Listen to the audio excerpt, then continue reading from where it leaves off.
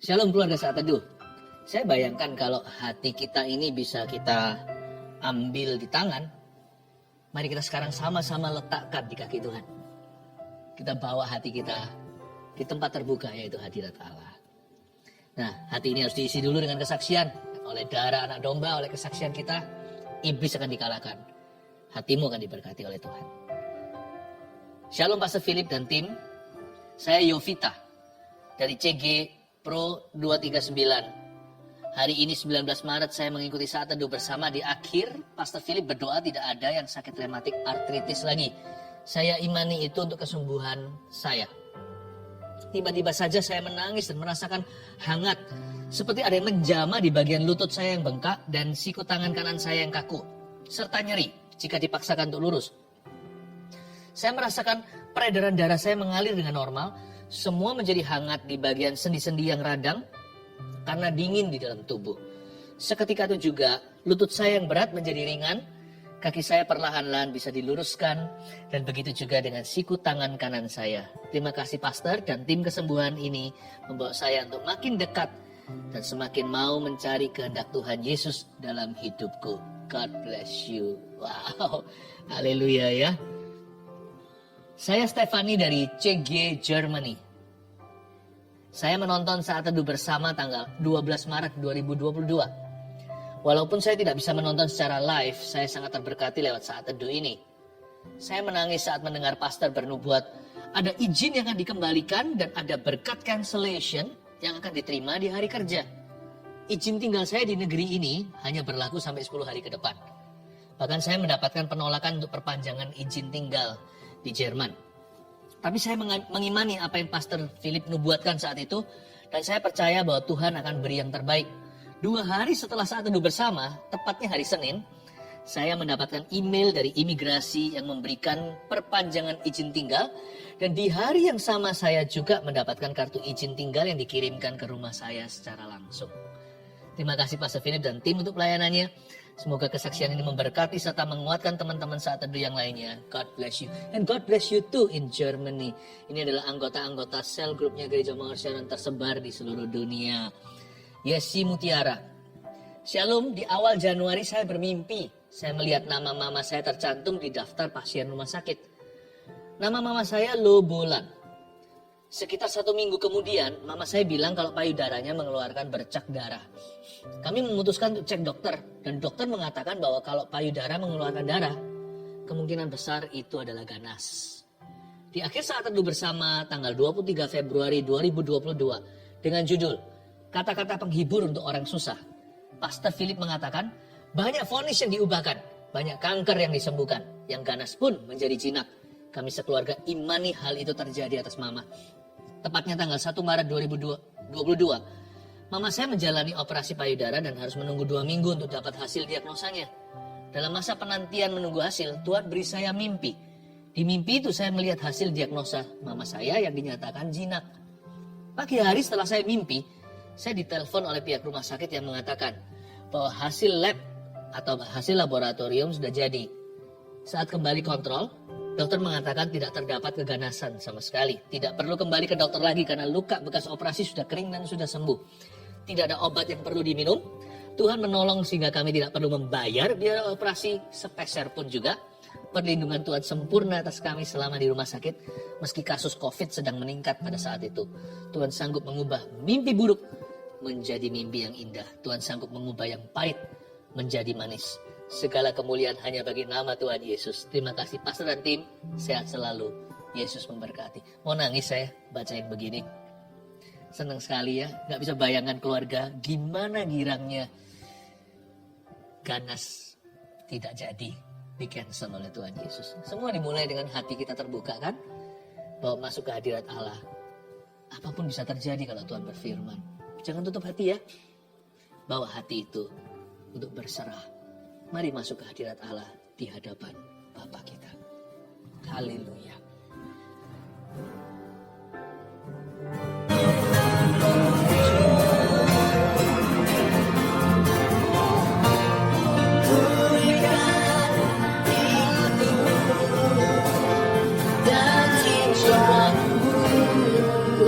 Semuanya baik.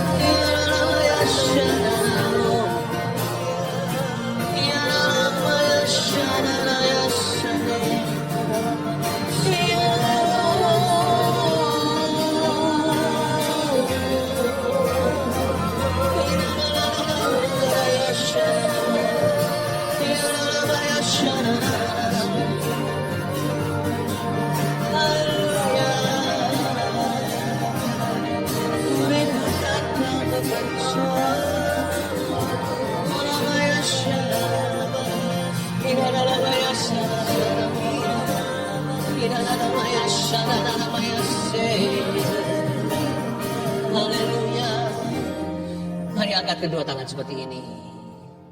Haleluya.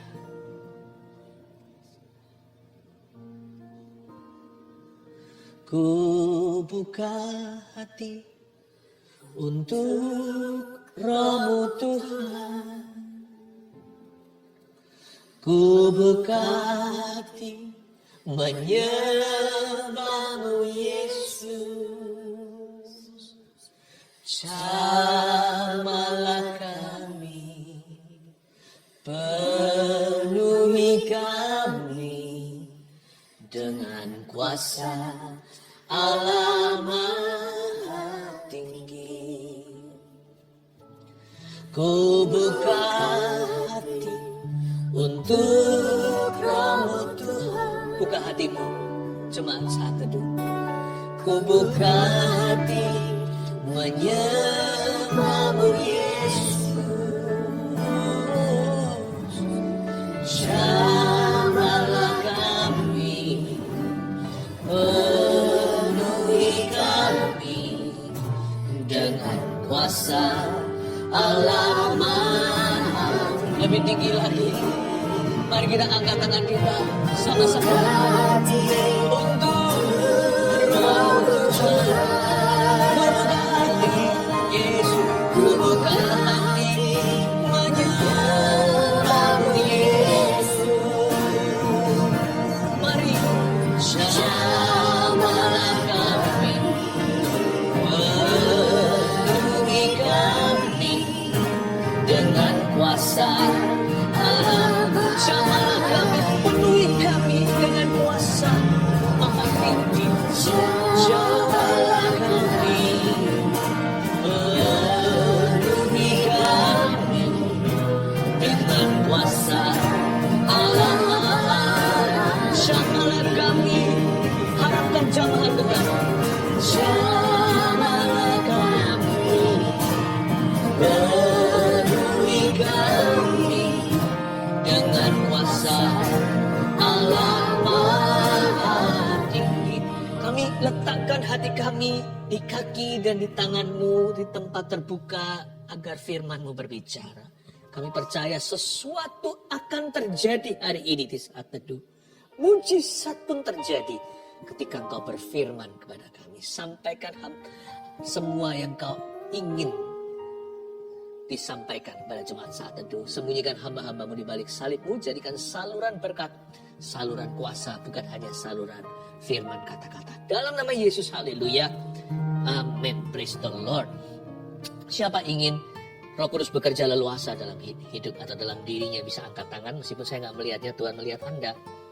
Saya tahu inilah hari yang Tuhan jadikan. Bersukacitalah, mujizat-Mu akan tiba. Ini bukan pengharapan palsu, karena orang beriman tidak akan pernah disia-siakan. Saya yakin Tuhan mendengar seruan hati kita. Nah, supaya Roh Kudus bisa bekerja dengan leluasa, hati jangan ditutup. Apapun yang di dalam gelap, remang-remang, tidak kena cahaya matahari, nggak bertumbuh.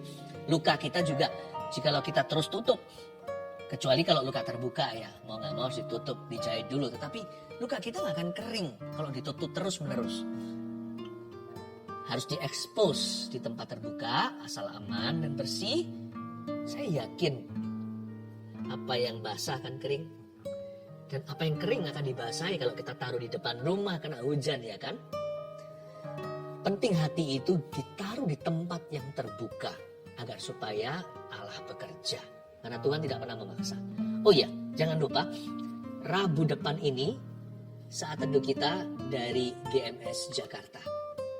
Dan tiketingnya karena tempatnya terbatas, keluarga saat teduh yang berdomisili di Jabodetabek, saya undang untuk bisa ambil tiketnya langsung seperti yang tertera, yaitu di gms.church/stp. Tiketingnya hari ini buka, biasanya dalam waktu 2 jam langsung sudah habis. Segera ya, cepet ya, supaya nanti kita juga bisa berjumpa, bertemu. Tapi online-nya tetap jalan, jadi kita mesti ketemu, kita tetap ketemu di semua seperti biasanya. Tapi nanti secara fisik saya akan ada di Jakarta, di GMS Jakarta, ya. Puji Tuhan. Sampai mana tadi? Kita sekarang kita buka bersama-sama di Yehezkiel pasal yang ke-37 ayat 1-6 saya bacakan. Lalu kekuasaan Tuhan meliputi aku Dan ia membawa aku keluar dengan perantaraan rohnya dan menempatkan aku di tengah-tengah lembah, dan lembah ini penuh dengan tulang-tulang. Ia membawa aku melihat tulang-tulang itu berkeliling-keliling, dan sungguh amat banyak bertaburan di lembah itu. Lihat, tulang-tulang itu amat kering. Lalu ia berfirman kepadaku, "Hai anak manusia, dapatkah tulang-tulang ini dihidupkan kembali?" Aku menjawab, "Ya Tuhan Allah, Engkaulah yang mengetahui." Lalu firman-Nya kepadaku, "Bernubuatlah mengenai tulang-tulang ini, dan katakanlah kepadanya, hai tulang-tulang yang kering, dengarlah firman Tuhan. Beginilah firman Tuhan Allah kepada tulang-tulang ini. Aku memberi nafas hidup di dalammu supaya kamu hidup kembali. Aku akan memberi urat-urat padamu dan menumbuhkan daging padamu. Aku akan menutupi kamu dengan kulit dan memberikan kamu nafas hidup, supaya kamu hidup kembali, dan kamu akan mengetahui bahwa Akulah Tuhan."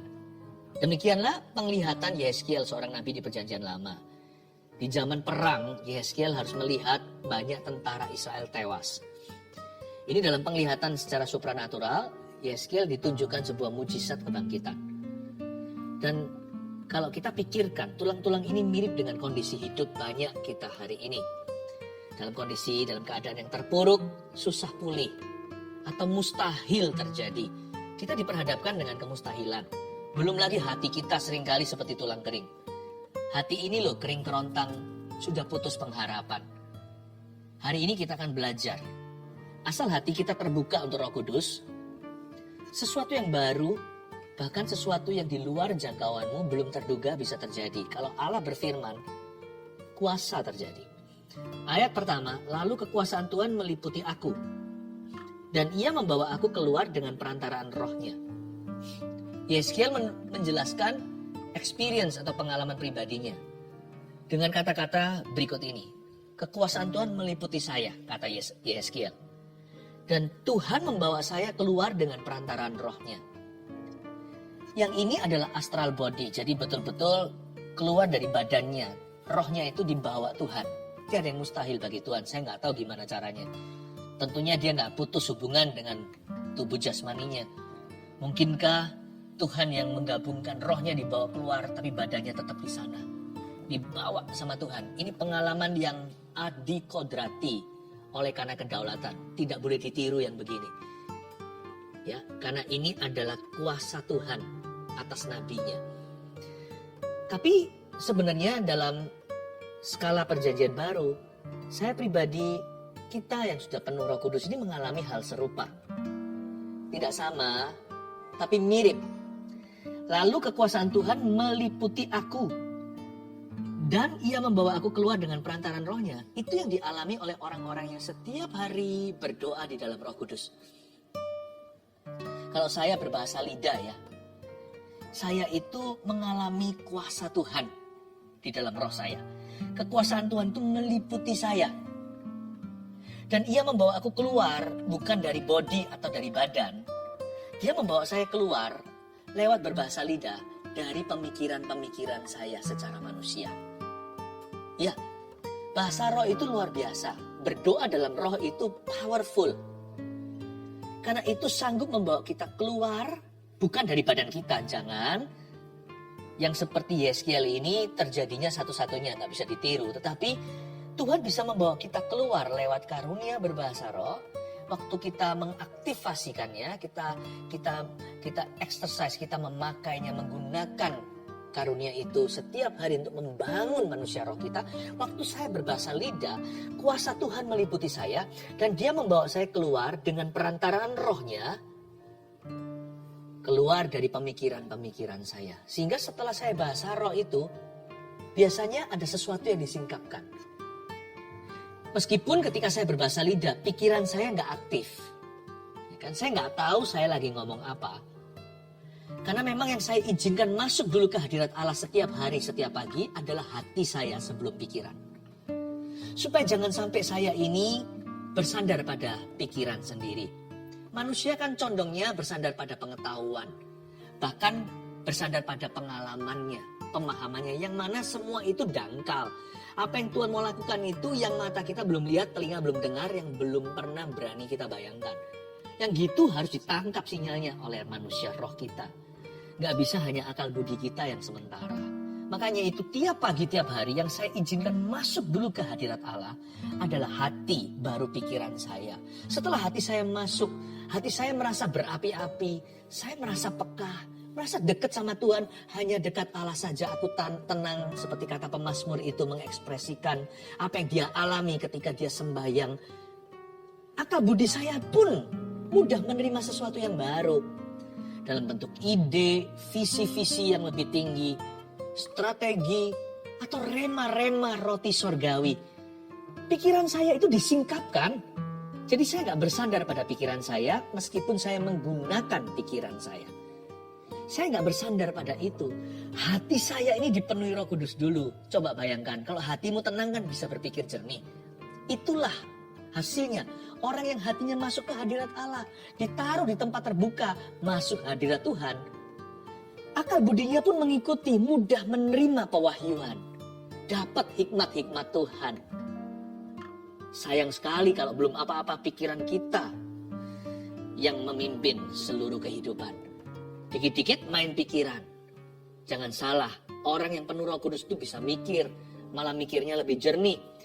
Pemikirannya lebih lengkap. Kan kalau Roh Kudus hinggap, pikiran kita, akal budi bisa menjadi brilian. Tetapi hati harus diserahkan dulu. Hati harus berserah dahulu. Hati harus berserah penuh. Lalu mengikutilah seluruh anggota tubuh. Tiap pagi, tiap hari saya berdoa di dalam roh. Dan kekuasaan Tuhan meliputi aku. Dan dia membawa aku keluar dari pemikiran-pemikiran saya secara manusia dan pemahaman sendiri. Dengan perantaraan rohnya. Yaitu melalui berbahasa lidah. Saya dorong keluarga saat teduh. Ini fungsional dalam memuji dan menyembah. Sangat penting dalam kehidupan doa. Juga dalam mesbah keluarga. Mintalah sama Tuhan karunia untuk berbahasa roh. It's useful for you. Itu sangat berguna dalam kehidupan rohani Anda. Itu sangat-sangat penting untuk hidup berkemenangan. Sekalipun itu bukanlah syarat untuk masuk surga, itu juga bukan takaran kerohanian seseorang. Orang bisa berbahasa lidah tetap bisa jatuh dalam dosa. Karena karunia bukanlah buah. Buah Roh Kudus itu kasih, sukacita, damai, sejahtera sampai pengendalian atau penguasaan diri tetap harus ada di sana. Tapi karunia itu punya fungsi tertentu, membantu, menolong kita sehingga kita tidak bersandar pada kekuatan sendiri. Dan semua dimulai dengan hati kita masuk ke hadirat Allah. Rajin-rajin masuk hadirat Tuhan. Pagi-pagi buta hatiku mencari wajah-Mu. Dan mulutku memuji ketika saya berbahasa roh. Kuasa Tuhan meliputi. Dan ia membawa aku keluar dari logikaku sendiri. Dengan perantaran rohnya yang maha kuasa. Lalu kita ditempatkan di tengah-tengah lembah. Yeskiel berkata demikian, lembah itu penuh dengan tulang. Memang kan itu zaman perang. Jadi biasa melihat medan perang itu, ya, di sana terbengkelai tulang-tulang tentara-tentara yang terbunuh. Ini kejadian bisa jadi sungguhan. Ia membawa aku melihat tulang-tulang itu berkeliling-keliling dan sungguh amat banyak bertaburan di lembah itu. Puji Tuhan, tulang-tulang itu bertaburan di lembah itu. Seperti dijemur bersama. Itu jemuran massal. Untungnya. Kalau tulang-tulang itu dikuburkan, lalu disembunyikan, tidak akan ada lagi pekerjaan Tuhan. Saya bukan bicara soal kebangkitan secara kiasan. Bahwa tulang-tulang yang bertaburan di lembah itu seolah-olah secara sengaja mereka dibiarkan dijemur di luar. Kena matahari, kena hujan. Supaya ketika Tuhan berfirman dari sorga, tulang itu langsung mendengarnya. Ya, meskipun kalau mereka dikubur di bawah tanah juga akan mendengarnya. Tetapi kan kalau tulang-tulang itu nanti dikasih urat, dikasih badan, dikasih daging pula, dikasih otot juga. Kan harus keluar dari kuburan dulu, harus menggali-gali tanah. Tidak ready to use, tidak siap untuk dipakainya. Untungnya tulang-tulang itu ditaruh di lembah. Ya, in the open field, di halaman terbuka. Lihat, tulang-tulang itu amat kering. Sebenarnya tidak mungkin tulang-tulang itu bisa bangun lagi. Ini mayat-mayat yang sudah mati sekian lama. Kata amat kering berarti sudah kehilangan kelembapan. Saya punya seorang teman yang anggota tubuhnya, jarinya itu terpotong secuil. Lalu akhirnya karena dia cepat bertindak, bawa ke rumah sakit, langsung ke UGD, unit gawat darurat, bisa tersambungkan sekalipun masih kelihatan cacat, tetapi masih bisa bergerak, syaraf-syarafnya masih bisa diselamatkan. Lain cerita kalau putusnya itu tahun lalu. Lalu datang ke dokter tahun kemudian. Dokternya berkata ya sudah amat kering lah. Udah impossible. Udah mustahil untuk dihidupkan, disambung. Udah gak bisa lagi syaraf itu berfungsi. Inilah tulang amat kering ini. Sudah tidak ada kelembapan. Berarti matinya udah lama. Pernahkah Anda dan saya merasakan hidup kita seperti itu? Udah mustahil pulih. Pernikahan saya itu sudah diambang cerai. Bukan diambang cerai, sudah melampaui. Cuman belum teken aja. Pekerjaan saya, hutangku tuh segunung. Mana mungkin saya bisa punya modal. Balikin aja seumur hidup. Atau kesalahan kita, dosa kita sudah kecanduan dari sejak dulu. Ini udah 40 tahun. Hal ini merupakan candu. Mana mungkin saya bisa bebas dalam 4 detik. Oh, tiada yang mustahil. Ku yakin saat Tuhan berfirman. Ku menang saat dia bertindak. Hidupku tidak bergantung apa kata orang atau tradisi dan pengalaman. Apalagi trauma. Hidup kita tidak didikte dengan semua itu. Hidup kita itu bergantung dengan apa kata Tuhan. Kalau Tuhan berfirman, percayalah. Amat kering tulang itu. Tapi tulang itu diizinkan Tuhan bertaburan di lembah terbuka. Supaya mereka itu siap untuk dijamah. Hati juga sama, jangan lari. Hanya karena belum terjadi keajaiban atau mujizat. Bukan berarti Tuhan tidak ada. Hadirat Allah di sana. Hati itu harus selalu dibuka. Supaya ketika Allah bertindak, Anda langsung menerimanya. Supaya ketika Allah berfirman, Anda langsung mendengarnya. Ketika Tuhan menyuruh Anda melakukan sesuatu, segera Anda melangkah. Lalu ia berfirman kepadaku, hai anak manusia, dapatkah tulang-tulang ini dihidupkan kembali? Aku menjawab, ya Tuhan Allah, engkaulah yang mengetahui. Inilah nabi yang gak sok tahu. Tapi saya senang sekali melihat, ini buminya berputar di ayat 3. Biasanya kita yang membombardir Tuhan dengan pertanyaan. Why, mengapa begini, mengapa begitu? Lalu belum lagi pertanyaan-pertanyaan yang keluar dari roh penasaran atau dari curiosity doang.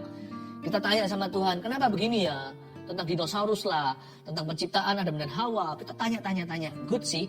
Tanya kalau bisa membuat kita semakin haus belajar dan mengenal Tuhan. Very good. Tapi kadang-kadang jujur kita harus mengakui kita terlalu sering bertanya pada Tuhan dan tidak izinkan Tuhan yang sebaliknya bertanya sama kita. Kalau kita tanya sama Tuhan pasti ada jawaban. Kalau Tuhan tanya sama kita, nggak tentu kita bisa menjawabnya. Kalau kita mau sungguh-sungguh mengalami mujizat Tuhan, izinkan Tuhan bertanya kepada Anda. Pernahkah Anda masuk ke hadirat Allah dan berkata, Lord, do you have a question for me? Punyakah Tuhan pertanyaan untukku hari ini?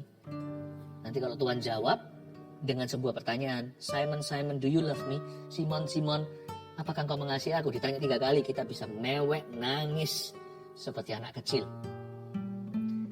Karena setiap kali Tuhan tanya, pasti hati kita mengerti mengapa dia bertanya demikian. Nanti kalau Tuhan tanya sama Ayub, di mana kamu ketika aku menciptakan dunia dan semua fondasinya, ketika aku beberkan langit seperti beberkan karpet? Ayub berkata, dari dulu aku mendengar engkau dari orang lain, tapi sekarang aku melihat sendiri. Tuhan, aku bertobat di atas debu tanah. Dia yang sama yang berkata, Tuhan memberi, Tuhan mengambil, terpujilah nama Tuhan. Dia merendahkan hatinya dan berkata, aku tidak bisa menjawab Tuhan. Yesus dijebak dengan berbagai pertanyaan oleh orang Farisi dan ahli Taurat. Dijawab semua sama Tuhan. Ini, haruskah kita orang Yahudi bayar pajak sama Kaisar? Kalau Yesus jawab, ya salah, tidak salah. Yesus berkata, koin yang kamu pakai untuk belanja di pasar, koin siapa itu? Ada gambar siapa? Kaisar. Berilah pada Tuhan, pada Kaisar apa yang milik Kaisar. Berilah pada Allah apa yang milik Allah. Bungkam mereka. Giliran Tuhan kasih sekali pertanyaan dalam sepanjang karir Yesus. Mereka yang bertanya terus. Yesus tanya sekali, mereka nggak bisa jawab. Langsung bungkam, tidak berani buka mulutnya lagi selama-lamanya. Hingga mereka tinggal membunuh dia saja. Nggak punya alasan lagi. Yesus bertanya, hubungan anak manusia, Mesias dengan Daud apa? Kenapa Daud itu yang adalah nenek moyangnya berkata, Allahku, Allahku. Itu kan keturunan Daud. Tapi kenapa Daud menyembah dia dan berkata, Allahku, Allahku, Bapakku, Bapakku. Sebenarnya gimana sih? Mereka nggak bisa jawab. Mereka jawab A salah, mereka jawab B salah. Karena mereka menyangkali bahwa Yesus adalah Mesias dan mereka menyangkali Yesus adalah anak Allah. Yesus keturunan Daud, dia hanyalah manusia. Saudara-saudaranya kan kita kenal semua di Nazaret. Dia kan anaknya Maria, anak tukang kayu itu. Mereka tidak mau mengakui keilahiannya. Tapi ketika Yesus lemparkan pertanyaan itu, anak Daud juga adalah Tuhannya, mereka nggak bisa apa-apa. Kalau mereka mau menjawab sejujurnya, mereka harus mengaku bahwa Yesus adalah Tuhannya. Dan itu yang mereka tidak mau lakukan. Coba bayangkan, Tuhan sekali tanya, you tidak bisa jawab. Tapi kali ini Tuhan bukan tanya untuk menjebak. Tuhan tanya itu untuk mempersiapkan hati Yeskiel. Hei Yeskiel, anak manusia, dapatkah tulang ini dihidupkan menurut kamu gimana? Jawaban dia tidak klise. Tapi dia langsung merendahkan hati di hadapan Tuhan. Ini bagus. Manusia jangan banyak berbicara di hadirat Allah. Lebih banyak mendengar. Boleh berbicara, tapi perbanyak mendengar. Dan akhirnya Yeskiel menjawab dengan rendah hati, ya Tuhan Allah, Engkaulah yang mengetahui. Segera setelah dia mengaku bahwa Tuhan yang tahu, Tuhan beritahu. Langsung Tuhan beritahukan, yes, aku mau bangkitkan. Kalau kita datang pada Tuhan itu dengan hati yang mudah diajar, langsung terima pewahyuan. Karena hati kita terbuka. Kalau terbuka itu mudah untuk terima sesuatu dari Tuhan. Tapi kalau hati kita angkuh, tertutup, sok tahu, menuntut lagi, apalagi marah-marah, tuding-tuding ke sorga, gak akan terima apa-apa orang yang menuntut Allah. Lalu firman-Nya kepadaku ayat 4, bernubuatlah mengenai tulang-tulang ini dan katakanlah kepadanya, hai tulang-tulang yang kering, dengarlah firman Tuhan. Yeskiel disuruh bernubuat, ayo akui firman. Confess the word of God. Suruh mengakui firman Allah, suruh mengakui iman. Bernubuat itu bukan memprediksi besok hujan atau tidak. Satu fase, satu dimensi nubuatan adalah prediction atau memprediksikan. Tapi tidak semua nubuatan itu memprediksikan. Nubuatan pada dasarnya adalah mengakui firman, mengucapkan keras-keras, ya, dan mengutip ayat-ayat dengan iman dan mengklaim janji itu untuk terjadi. Itu juga satu aspek nubuatan. Bernubuatlah mengenai tulang-tulang ini dan katakanlah kepadanya, hai tulang-tulang yang kering, dengarlah firman Tuhan. Beginilah firman Tuhan kepada tulang-tulang ini, aku memberi nafas hidup di dalammu supaya kamu hidup kembali. Yeskiel disuruh ngaku begitu. Aku memberi nafas hidup di dalammu. Dia suruh mengakui seolah-olah Tuhan berfirman lewat mulutnya, aku. Tidak berkata Tuhan akan, tapi dia berkata aku. Dia mengulangi firman Tuhan. Firman yang dibaca maupun firman yang didengar. Logos maupun rema. Kalau kita mau rajin bernubuat terhadap situasi kita, apa kata ayat? Kutip itu, nggak perlu kita hafal semua ayat-ayat emas dulu. Kita hafalan, kita kutip setiap kali kita digoda, setiap kali dicobai, seperti waktu Yesus dicobai di padang gurun, Yesus selalu berkata ada tertulis, lalu dia kutip firman. Anak Allah loh, dia sendiri adalah firman. Kalau kita kan harus kutip firman, Yesus tuh firman. Yesus saja kutip firman. Bernubuatlah, kutip ayat-ayat itu. Kalau kita nggak hafal, buka. Paling tidak kita tahu Yohanes pasal berapa, kita tahu Matius pasal berapa, kita tahu Galatia pasal berapa, kita tahu kitab Mazmur pasal berapa. Buka, kutip, perangi ketidakpercayaan. Bisa jadi firman yang kita baca, tapi kelihatannya Yeskiel ini bukan firman dibaca. Kalau kita baca, aku memberi nafas hidup dan sebagainya. Mungkin di kitab Kejadian Torah yang ditulis oleh Musa itu ada cerita bagaimana Tuhan mengembusi nafas pada Adam. Tapi yang kali ini kayaknya sih firman yang didengar, terinspirasi oleh firman Logos yang tertulis. Dia dapat rema. Dia merasa Tuhan ngomong begini sama dia, dan itu nggak melanggar firman yang tertulis ya. Itu pakemnya. Tapi setelah itu dia dapat seperti kata-kata hikmat atau kata-kata janji. Dan dia ucapkan, aku akan memberi urat padamu, menumbuhkan daging padamu, aku akan menutupi kamu dengan kulit dan memberikan kamu nafas hidup supaya kamu hidup kembali. Dan kamu akan mengetahui bahwa akulah Tuhan. Diucapkan. Orang yang mengucapkan firman, dia membuat dirinya vulnerable, accessible. Dia membuat dirinya rawan, tanda kutip, terhadap mujizat Tuhan. Dia membuat dirinya jadi mudah tertular kuasa Tuhan.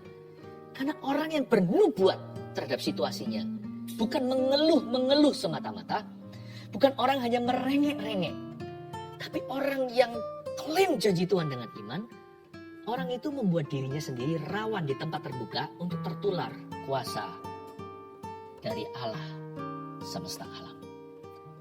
Orang yang mengutip, orang yang mengucapkan kembali firman yang dia dengarkan, iman timbul dari pendengaran. Yang firman yang tertulis, yaitu logos, di atas fondasi itu yang dia utarakan, yang dia ucapkan, yang diklaim, yang dikutip, yang diucapkan terus-menerus. Ini bukan sebagai mantra, karena hubungan kita adalah kepada Allahnya. Kita tidak memanipulasi firman-Nya. Tapi kalau Allah yang kita percayai, yakini, dan sembah, ini bicara sama kita, pegang kata-kata itu.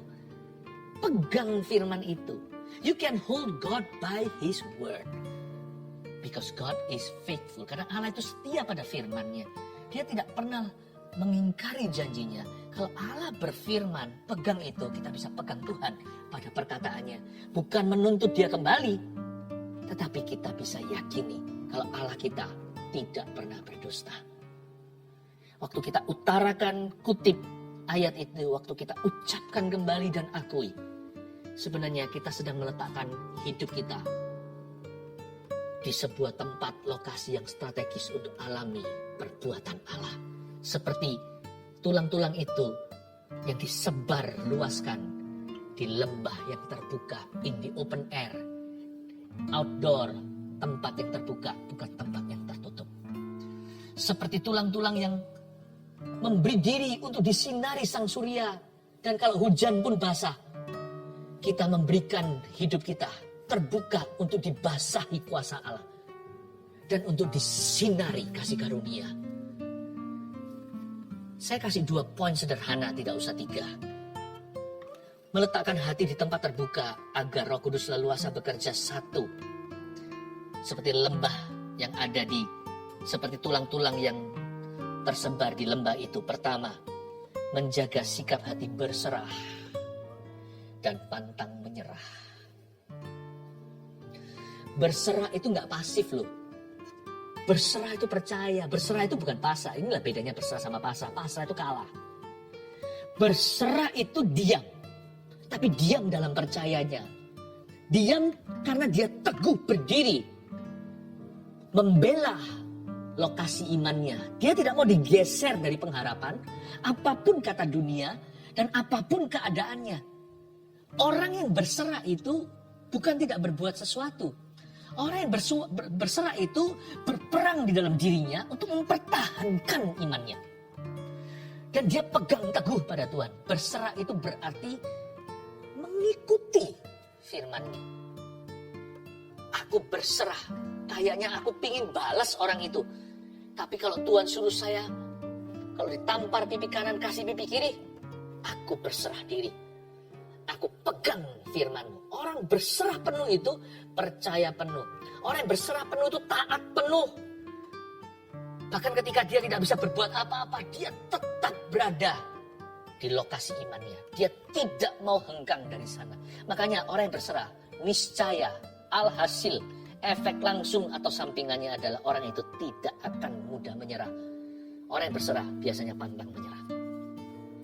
Jadi berserah itu gak lemah. Salah. Sama dengan orang lemah lembut itu bukan orang lemah. Orang lemah lembut itu punya kuasa tapi gak membalas. Kalau dia gak punya kuasa, dia gak membalas atau mengalah, itu namanya terpaksa. Itu lemah sungguhan. Tapi orang yang lemah lembut itu, orang yang posisinya di atas tapi gak gencet kita. Seperti Tuhan itu loh lemah lembut. Harusnya Tuhan bisa marah ketika gak boleh masuk ke Samaria. Harusnya mereka gituin Tuhan. Harusnya Tuhan bisa balas, panggil batalion malaikat. Tuhan gak mau, karena itu dia lemah lembut dan rendah hati. Demikian pula orang berserah itu seringkali kita salah ngerti. Kita campur baurkan berserah dengan pasrah. Kalau pasrah itu ya apa boleh buat, aku gak bisa apa-apa. Nah itu orang gak bisa berbuat apa-apa. Berserah itu bukannya gak bisa berbuat apa-apa. Berserah itu hanya mau berbuat apa yang dikehendaki Allahnya. Dan dia berserah penuh pada kehendak Tuhannya. Dan dia serah penuh, percaya penuh bahwa Allahnya pasti akan membela. Allah kita adalah Allah yang bertindak. Tahukah Anda? Diamlah dan ketahuilah bahwa aku adalah Tuhan. Dan Tuhan berkata pada Musa, kamu akan diam saja dan melihat kelepasanku. Menjaga sikap hati berserah, itu berarti hati kita rawan dengan kuasa Tuhan. menjaga hati kita berserah, apalagi kita pantang menyerah, itu membuat kita selalu continue, terus ada di dalam map atau dalam petanya Tuhan untuk mengalami perbuatannya. Berserah. Yang kedua, jangan hanya berserah saja atau pantang menyerah. Isi bensinmu tabung panahmu dengan anak panah. 2, mengucapkan firman yang tertulis dan didengar. Yang tertulis itu namanya logos. Ini nggak usah diucapkan oleh Roh Kudus ke telinga kita, baca sendiri aja kita dapat. Kita dapat firman. Apalagi firman yang ketika kita baca, misalnya dari satu pasal ada ayat tertentu itu seperti melompat. Nah dari logos dia loncat, namanya rema. Atau bahasa orang kuno ayat emas. Bisa jadi waktu kita doa kita dapat satu kalimat yang tidak menentang firman ya. Tapi terinspirasi oleh firman kita dapat kalimat kita sendiri. Dan kita pegang Tuhan janji begini. Misalnya kita lagi gelisah, kita doa, gak dapat apa-apa. Sampai ujung waktu kita berdoa setelah sekian lama, tiba-tiba Tuhan berkata, everything will be alright. Semua akan baik-baik saja. Meskipun kita tahu ayatnya, segala sesuatu indah pada waktunya di kitab Pengkhotbah. Tapi kita dapatnya untuk doa. Waktu kita berada di ruang saat teduh, semuanya akan baik-baik anakku. Kita pegang itu, seperti ada sesuatu yang dihidupkan di dalam diri kita. Seperti kayu bakar itu ketemu api, lalu membara. Seperti ada kangguru di sini yang tuing-tuing melompat di dalam hati kita. Everything will be okay. Lalu kita nggak takut lagi masuk ke dalam ruang operasi. Atau ketika seseorang didiagnosa, kita ikuti semuanya, kita tahu ujungnya nanti kemuliaan Tuhan. Wow. Tapi tugas kita adalah ucapkan firman ketika setan berkata, no, kamu akan celaka, kamu tidak bisa pulih. Enyah kamu iblis. Tuhan berkata, everything will be alright. Tuhan berkata, semuanya akan baik-baik. Ucapkan firman yang tertulis, of course, tentu nomor 1. Ini yang utama. Dan firman yang didengar. Makanya itu rajin-rajin masuk hadirat Tuhan hatinya supaya dengar sesuatu. Kalau hati nggak masuk, telinga kita nggak akan menangkap sinyal-sinyal Allah. Hati ini harus diletakkan di tempat terbuka. Nomor 1, menjaga sikap hati berserah dan pantang menyerah. Nomor 2, mengucapkan firman yang tertulis dan didengar. Dengan demikian, 2 langkah sederhana ini, kita meletakkan hati kita di tempat terbuka untuk kuasa Allah bekerja. Yakinkah Anda? Kalau Tuhan berfirman, sesuatu akan terjadi. Saya tergerak untuk mendoakan barang siapa yang belum menerima baptisan Roh Kudus dengan tanda berbahasa roh. Karena ini karunia yang luar biasa, kuasa Tuhan meliputi kita. Dia membawa kita keluar dengan perantaran rohnya. Agar hidup kita tidak bergantung hanya dengan logika manusia yang terbatas. Tapi kuasa Roh Kudus. Kalau Anda mau, Anda rindu, mari saya ajak kita berdoa, ikuti saya. Setelah itu waktu saya bilang amin, kita semua akan menyembah dalam roh. Anda akan tertular di sana sekalipun tanpa bisa mempelajari bahasa ini. Anda akan nanti suatu waktu Roh Kudus turun, Anda akan menerima kuasa. Itu lidah dan bibir akan bergetar sendiri. Karena Tuhan yang memberi karunia itu nggak bisa dipelajari. Tapi saya percaya waktu kita beriman bersama-sama, seperti api di kepala rasul-rasul itu akan menular ke 120. Saya yakin Tuhan bekerja yang sama di era perjanjian baru. Ikuti saya berdoa, katakan, Tuhan Yesus, saya lapar dan haus. Penuhi saya dengan Roh Kudus. Liputi aku dengan kuasa-Mu. Saya mau berdoa dengan kuat kuasa Roh Kudus. Saya mau jadi saksi-Mu. Baptiskan aku dengan kuasa Roh Kudus, dengan tanda berbahasa roh. Di dalam nama Yesus. Di dalam nama Yesus. Sekali lagi, dalam nama Yesus. Amin. Come on.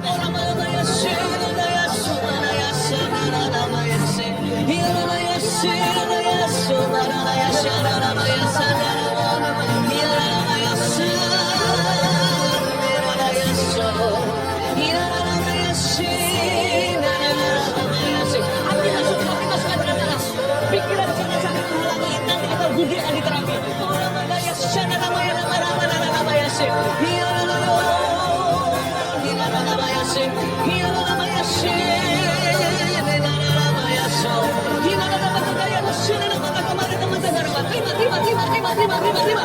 Terima.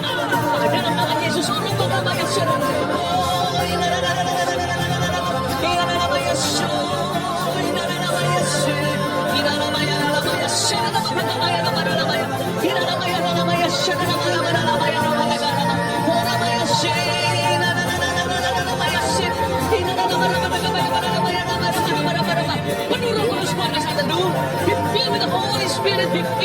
Holy Spirit, jangan ragu, jangan ragu, jangan ragu, jangan biarkan pikiran kita mengalami atau apapun juga. Hati masuk dulu, berserah, berserah penuh. Nanti semua akan disingkapkan oleh Tuhan. Oh haleluya, orang akan bayar syadana marama, terima api Roh Kudus, baptisan Roh Kudus dan baptisan api ini. Kau terima saat ini, orang akan bayar di dalam nama Tuhan Yesus, haleluya, haleluya, haleluya, haleluya, haleluya, haleluya, haleluya, haleluya. Selamat bagi Anda yang sudah menerimanya. Beritahu kami di komen nanti bahwa Anda sudah menerimanya supaya kita bisa syukuri bersama-sama.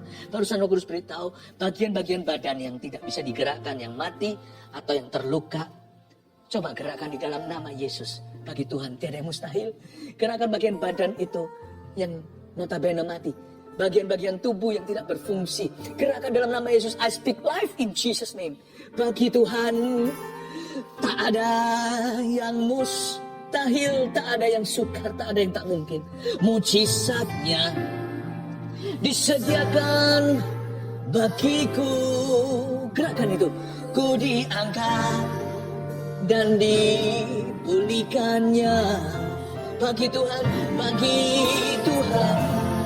Gerakan, tak ada yang mustahil. Ibu jari seseorang barusan bergerak seperti ini.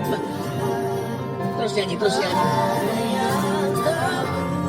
Ibu jari yang mati, yang kaku bergerak barusan. Oh haleluya. Disediakan bagiku, ku diangkat. Kita akan nyanyikan lagi. Ada orang yang tertatih-tatih berdiri, apalagi berjalan. Saya nyanyi ini sekali lagi ya. Roh Kudus akan menjadi pandu. Dengan seseorang jangan berdiri sendiri. Berdiri. Stand up. Carry your mat. Angkatlah tilammu. Dan pergilah. Dosamu sudah diampuni, kata Yesus.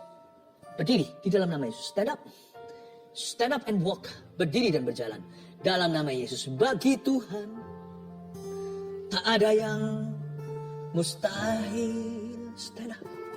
Bagi Tuhan tak ada yang tak mungkin. Mujizatnya disediakan bagiku. Ku diangkat dan dipulihkannya. Sekali lagi. Bagi Tuhan tak ada yang mustahil. Bagi Tuhan tak ada yang tak mungkin. Mujizatnya disediakan bagiku. Ku diangkat dan dipulihkannya. Ulurkan tangan, kita akan berdoa untuk semua permohonan doa. Roh Kudus datanglah jamah setiap orang, termasuk seseorang yang saya lihat ada satu benjolan di kepalanya, di dahinya. Itu benjolan ditakutkan adalah kanker atau apa. Meskipun Anda belum ke dokter untuk bisa ngecek ini. Tapi sekarang dalam nama Yesus benjolan itu kempis, lenyap dalam nama Yesus. Aku cabut sampai ke akarnya, kering tuh pohon ara di dalam nama Yesus. Tuhan, jamalah setiap orang dalam kemustahilan, setiap pergumulan Tuhan. Hamba berdoa dan memberkati. I bless their heart, memberkati hati keluarga Saat Teduh. Supaya punya hati yang lembut selalu, hati yang terbuka pada Kristus, hati yang terbuka untuk perbuatan dan karya kerja Roh Kudus. Terima kasih Tuhan Yesus. I bless, aku berkati keluarga Saat Teduh di dalam nama Yesus. Disediakan bagiku, ku diangkat dan dipulihkannya. Ku diangkat dan dipulihkannya. Ku diangkat dan dipulihkannya. Haleluya. Praise the Lord. Haleluya. Mari kita sama-sama angkat tangan kita. Terima berkat dari Allah Bapa, Putra, Roh Kudus. Mujizat masih terus terjadi. Saya rasakan ada kuasa terus mengalir. Bahkan doa berkat ini pun tidak menjadi lebih rendah. Ada arus yang mengalir dari sini. Saya rasakan tetap deras. Bahkan nanti setelah kami off air pun tetap akan deras. Saya rasakan tidak semakin reda, tapi semakin deras. Mujizat terjadi, miracle by miracle. Ada banyak orang yang mulai berjalan, yang tidak bisa berjalan. Orang-orang yang tidak bisa menggerakkan tubuhnya mulai menggerakkan bagian badan yang mati. Terimalah berkat dulu. Berkat penggembalaan dalam nama Yesus Kristus. Haleluya. Amin.